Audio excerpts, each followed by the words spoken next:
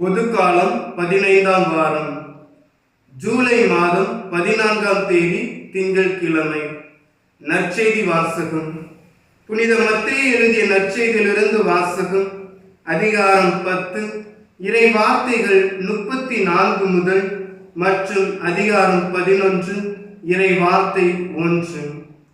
அக்காலத்தில் இயேசு தம் சீடர்களை நோக்கி கூறியது: நான் உலகிற்கு அமைதியை கொணர வந்தேன் என எண்ண வேண்டாம். அமைதியை அல்ல, வாளையே கொணர வந்தேன். தந்தைக்கு எதிராக மகனையும், தாய்க்கு எதிராக மகளையும், மாமியாருக்கு எதிராக மருமகளையும் நான் பிரிக்க வந்தேன். ஒருவருடைய பகைவர் அவரது வீட்டில் உள்ளவரே ஆவர். என்னை விட தம் தந்தையிடமோ தாயிடமோ மிகுந்த அன்பு கொண்டுள்ளோர் என்னுடையோர் என கருதப்பட தகுதியற்றோர். என்னை விட தம் மகனிடமோ மகளிடமோ மிகுதியாய் அன்பு கொண்டுள்ளோரும் என்னுடையோர் என கருதப்பட தகுதியற்றோர்.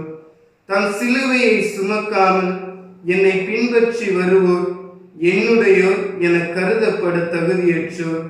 தம் உயிரை காக்க விரும்புவோர் அதை இழந்து விடுவர். என் பொருட்டு தம் உயிரை இழப்போரை அதை காத்து கொள்வர். உங்களை ஏற்றுக்கொள்பவர் என்னை ஏற்றுக்கொள்கிறார். என்னை ஏற்றுக்கொள்பவரோ என்னை அனுப்பியவரையே ஏற்றுக்கொள்கிறார். இறைவாக்கினர் ஒருவரை அவர் இறைவாக்கினர் என்பதால் ஏற்றுக்கொள்பவர் இறைவாக்கினருக்குரிய கைமாறு பெறுவார். நேர்மையாளர் ஒருவரை அவர் நேர்மையாளர் என்பதால் ஏற்றுக்கொள்பவர் நேர்மையாளருக்குரிய கைமாறு பெறுவார்.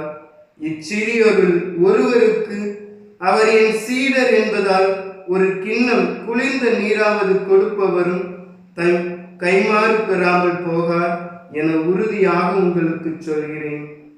இயேசு தம் 12 சீடருக்கும் அறிவுரை கொடுத்து முடித்ததும் பக்கத்து ஊர்களில் கற்பிக்கவும் நற்செய்தி அறிவிக்கவும் அவ்விடம் விட்டு அகன்றார்.